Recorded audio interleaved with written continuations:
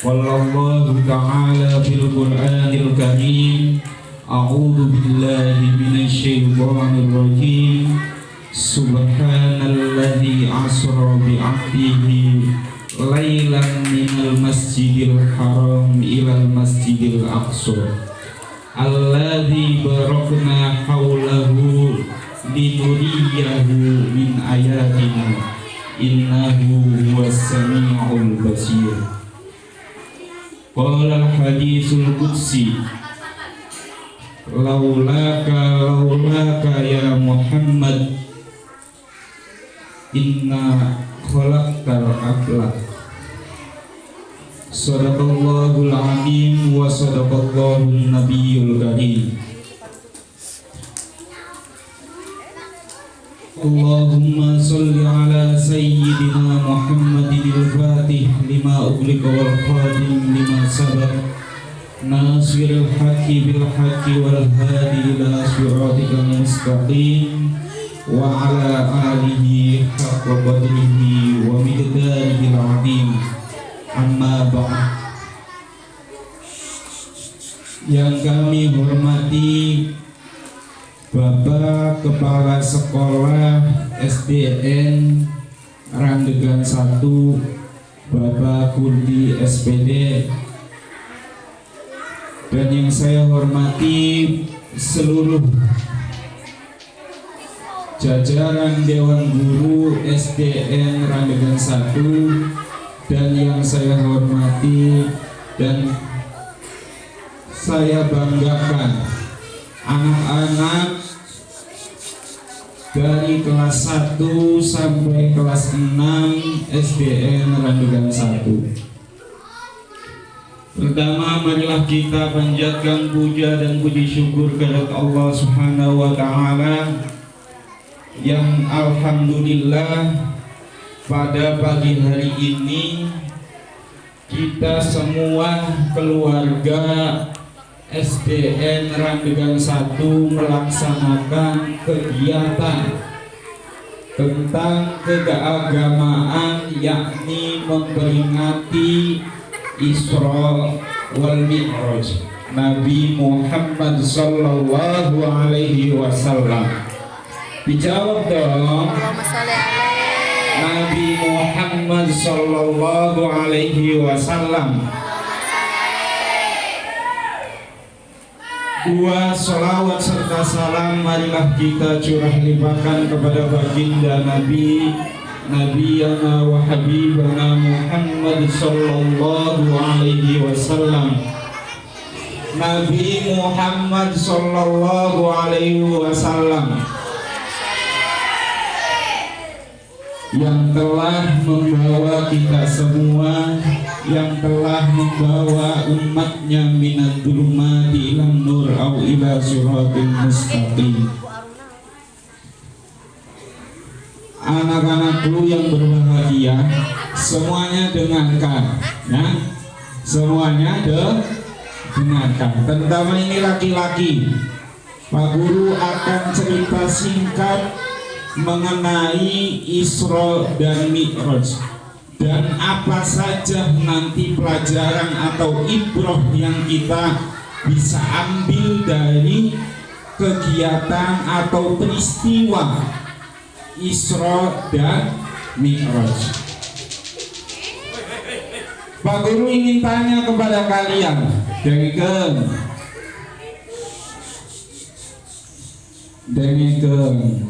ya, dengarkan. Isra dan Mi'raj itu kejadian yang sangat luar biasa yang dialami oleh Nabi Muhammad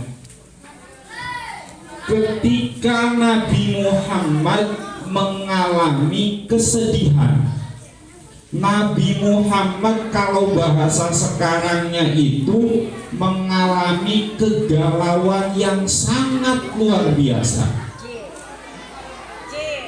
Nah, Nabi Muhammad sedih, makanya disebut sebelum peristiwa Isra Mi'raj itu disebut Yaumul Husni, atau hari kesedihan. Kenapa Nabi Muhammad sedih? Ada yang tahu? Kenapa Nabi Muhammad itu galau? Ada yang tahu? Hah? Kelas 6, ada yang tahu? Kenapa Nabi Muhammad mengalami kesedihan? Ada dua faktor yang terjadi atau yang mempengaruhi Nabi Muhammad itu sedih. Pertama, Nabi Muhammad ditinggal oleh istrinya, yakni Siti Khadijah.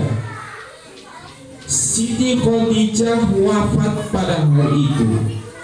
Kenapa Nabi Muhammad sedih? Dengarkan. Ya.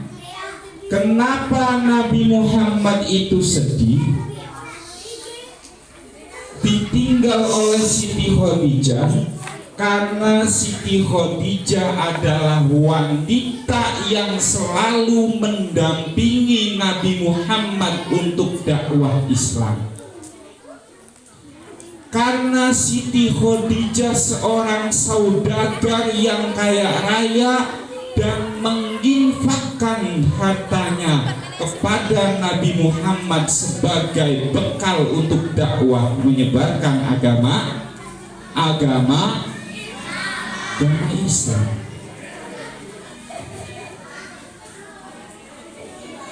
Dan yang kedua, Nabi Muhammad kenapa sedih? Nabi Muhammad sedih yang kedua adalah Nabi Muhammad ditinggal oleh kakeknya. Siapa namanya? Siapa nama kakek Nabi Muhammad? Abdul. Pada hari itu juga kakek Nabi Muhammad dipanggil oleh Allah Subhanahu wa Ta'ala.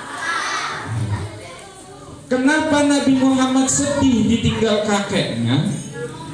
Karena kehidupan Nabi Muhammad dari kecil itu bersama Nabi Muhammad umur 6 bulan di dalam kandungan. Nabi Muhammad sudah ditinggal siapanya? Ayahnya namanya siapa? Abu Thalib. Kemudian umur 6 tahun Nabi Muhammad sudah ditinggal ibunya. Nabi Muhammad umur 6 tahun sudah yatim piatu dan diasuh oleh kakek. Makanya pada hari itu Nabi Muhammad mengalami kesedihan yang sangat luar biasa, kegalauan yang sangat luar biasa. Nabi Muhammad sampai berdoa kepada Allah, ya Allah, hari ini adalah kesedihan yang saya alami yang sangat luar biasa. Tambahkanlah iman saya, kuatkanlah hati saya. Dengan doa begitu, akhirnya Allah menghibur Nabi Muhammad melalui Isra dan Mi'raj. Subhanalladzi asra bi 'abdihi lailan minal masjidil harami ilal masjidil aqsa alladzi barakna haulahu linuriyahu min ayatina innahu wasami'ul basir. Ada yang tahu surat apa? Ada yang tahu surat apa? Surat bukan Al-Quran, jelas surat Al-Quran, dari Al-Quran. Suratnya surat apa? Surat Al-Isra ayat 1. Ya. Akhirnya Allah menghibur Nabi Muhammad dengan Isra Mi'raj. Isra Mi'raj itu apa? Perjalanan Nabi, ya, dari Masjidil Haram menuju Masjidil Aqsa. Kemudian Nabi dibawa oleh malaikat Jibril langsung ke atas, dari mulai langit ke-1, langit kedua, langit ketiga, langit keempat, langit ke-5, langit ke-6 sampai langit ke-7, sampai tembus ke Sidratul Muntaha bertemu Allah Azza wa Jalla. Nih, ada dua kata dalam Isra wal Mi'raj. Isra itu artinya perjalanan Nabi dari Mekah Masjidil Haram ke Masjidil Aqsa, namanya Isra. Satu lagi Mi'raj. Mi'raj itu perjalanan Nabi dari Masjidil Aqsa menuju ke atas sampai Sidratul Muntaha. Apa itu Sidratul Muntaha? Sidratul Muntaha itu di mana tempat tidak ada lagi kehidupan. Mentok, muntaha artinya mentok. Nah, dihibur oleh Allah melalui Isra Mi'raj.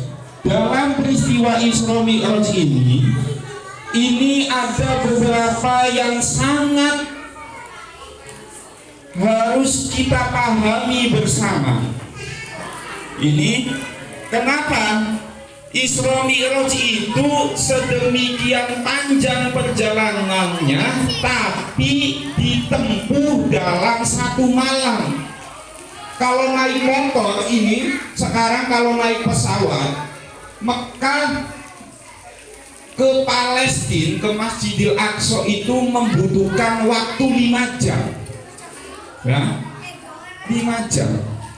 Tapi Nabi diisrokan oleh Allah, ya. Dalam riwayat hadis yang lain mengatakan bahwa Isra itu terjadi bahkan nggak ada 1 detik. Ini sangat luar biasa. Maka Isra wal Mi'raj ini dibutuhkan untuk dipercayai melalui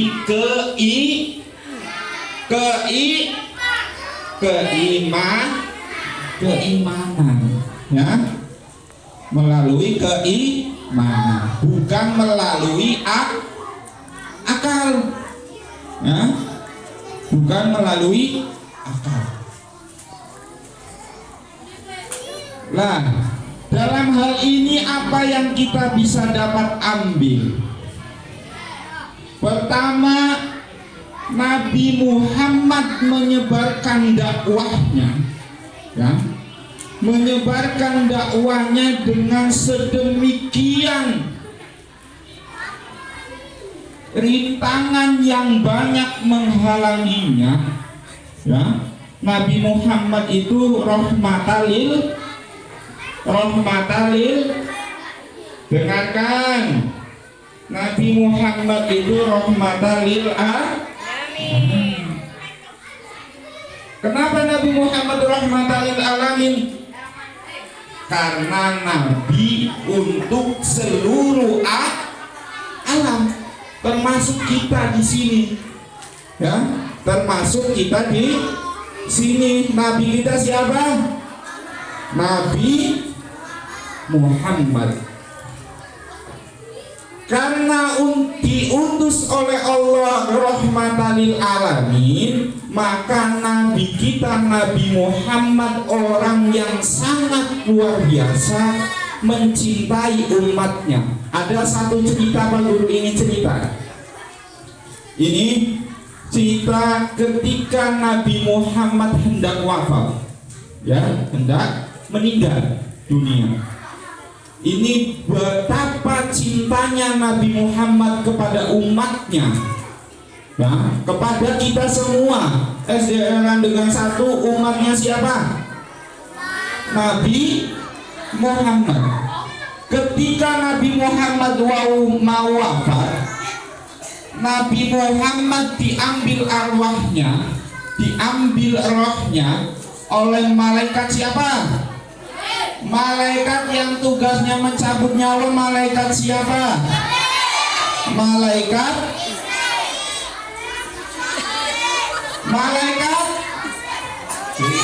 masa enggak apa?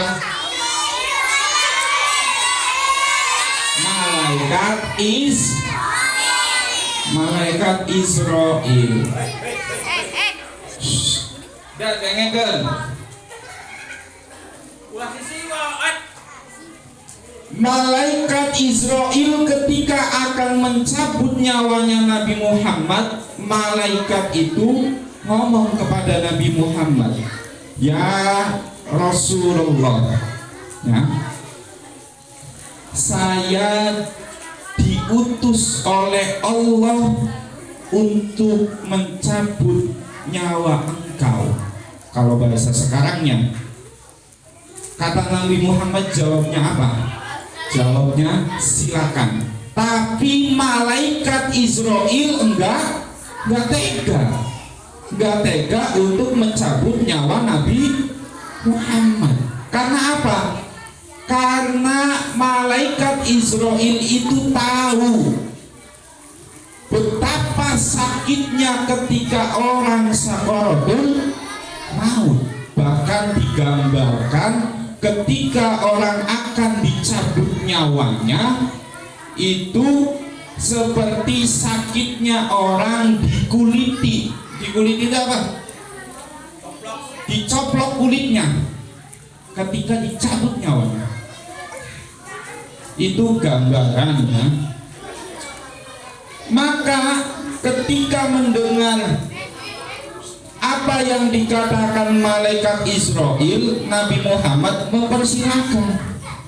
Ya, Nabi Muhammad sudah siap untuk dipanggil oleh Allah. Dengarkan, laki-laki dipanggil oleh Allah.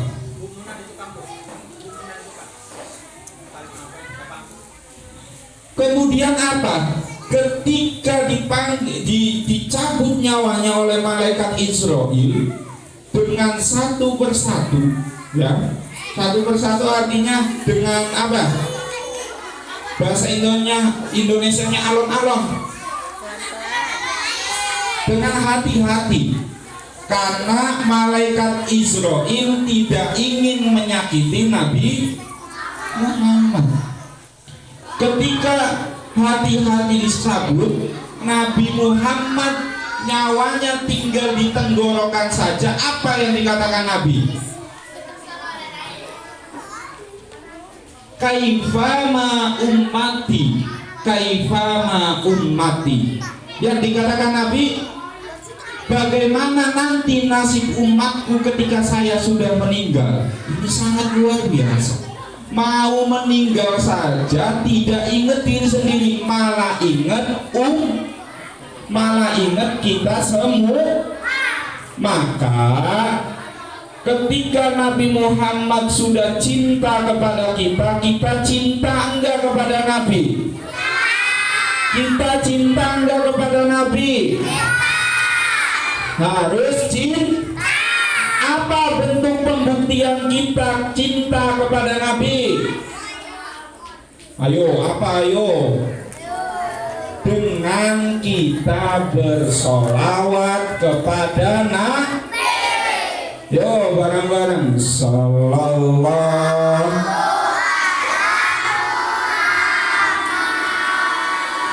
Sallallahu.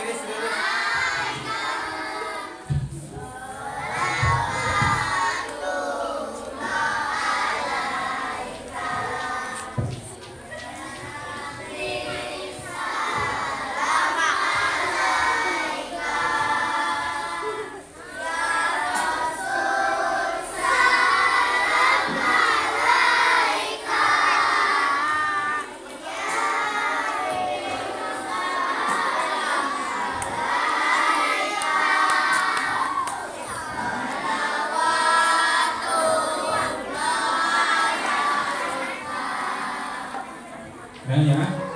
Semoga kita semua termasuk orang yang mencintai Nabi.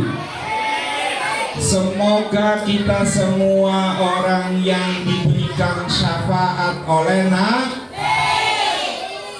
Nabi ketika yaumil kiamah nanti. Anak-anakku yang berbahagia, yang kedua, Nabi Muhammad, dengarkan. Yang kedua, Nabi Muhammad, Nabi yang rahmatan lil alamin, yaitu Nabi untuk seluruh umat. Makanya yang kedua, Nabi Muhammad punya jiwa yang sangat sabar sekali, punya jiwa yang sangat tabah sekali, punya akhlak yang sangat mulia sekali. Nah, untuk apa kenapa Nabi Muhammad diutus oleh Allah punya akhlak mulia? Karena Nabi Muhammad rahmatan lil alamin. Kata Allah, apa kata Nabi? Innama bu'istu liutamima makarimal. Innama bu'istu liutamima makarimal akhlak. Kata Nabi apa? Saya diutus oleh Allah menjadi Nabi itu untuk menyempurnakan akhlak. Nabi Muhammad itu akhlaknya sangat luar biasa. Makanya anak-anak SDN Randukan 1 harus mencontoh Nabi. Jangan selalu setiap hari omongannya segala binatang itu dibawa semua. Ini Pak Guru sudah memperingatkan anak-anak kelas 6 sebagai contoh. Jangan lagi ada yang omongannya jelek. Ya, kelas 1 dengarkan. Jangan lagi ada yang omongannya jelek. Kelas 2, mana kelas 2? Dengarkan semuanya. Laki-laki, mana? Jangan ada yang omongannya jelek. Kelas 3, mana? Awas Pak Guru, lihat lagi kelas 3 ngomongnya nggak benar, awas. Kelas 4 mana? Cepi, mana Cepi? Ya, omongannya harus baik. Terutama omongan kamu ini yang harus dijaga. Ya. Nabi Muhammad itu diutus oleh Allah untuk menyempurnakan akhlak. Umatnya akhlaknya jelek. Kelas 6 perempuan juga ini. Omongannya yang baik. Ya. Ini contoh, Pak Guru akan contohkan satu akhlaknya Nabi Muhammad. Nabi Muhammad itu selain Nabi sebagai manusia, kehidupannya seperti sama manusia. Contoh ini, akhlaknya Nabi Muhammad. Nabi Muhammad itu setiap pagi selalu ke pasar. Untuk apa? Membeli atau belanja kebutuhan sehari. Nabi di pojok pasar itu ada seorang Yahudi. Ini dengarkan, ada seorang Yahudi pengemis tua yang selalu mengejek Nabi Muhammad setiap hari. Gak ada putusnya omongan itu. Apa omongannya? Muhammad gila, Muhammad jelek, Muhammad seterusnya menjelekkan. Tapi apa yang dibalas oleh Nabi? Nabi setiap hari ke pasar. Ini ya, Nabi setiap hari ke pasar itu selalu membawa roti. Untuk apa? Untuk diberikan kepada wanita yang selalu mengejek Nabi. Wanita itu, mohon maaf, tidak bisa melihat. Bahkan setiap hari Nabi Muhammad membawa roti untuk menyuapi wanita tersebut. Sambil disuapi, wanitanya ngomong, Muhammad gila, Muhammad gila. Tapi apa yang dibalas oleh Nabi? Setiap hari, setiap pagi Nabi itu membawa roti dan menyuapinya kepada orang tua tersebut yang selalu mengejek Nabi. Itu luar biasa akhlaknya Nabi Muhammad. Orang yang selalu mengejek Nabi Muhammad sepanjang hidupnya, tapi apa balasan Nabi Muhammad? Apa? Dari kelas 3. Apa balasan Nabi Muhammad? Yaitu dengan kebaikan. Makanya kita sebagai umatnya harus meniru apa yang dicontohkan oleh Nabi,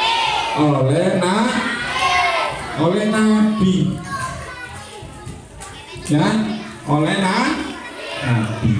Itu saja ya.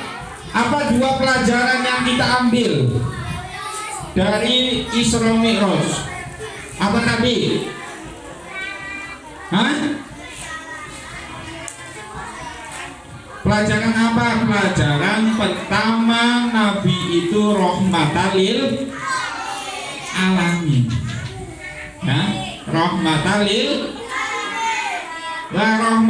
lil alamin itu harus punya 2 sifat. Pertama, cinta terhadap umatnya, dan umatnya harus cinta kepada Nabi. Yang kedua, Nabi punya akhlak yang luar biasa karena Nabi diutus oleh Allah untuk menyempurnakan akhlak. Makanya umatnya harus mencontoh Nabi. Setelah Isra Mi'raj ini peringatan. Dengarkan. Halo. Halo. Halo. Dengarkan. Setelah acara Isra Mi'raj dan selanjutnya, Pak Guru gak mau dengar lagi ada anak SDN Randegan 1 yang omongannya jelek. Dengarkan. Halo.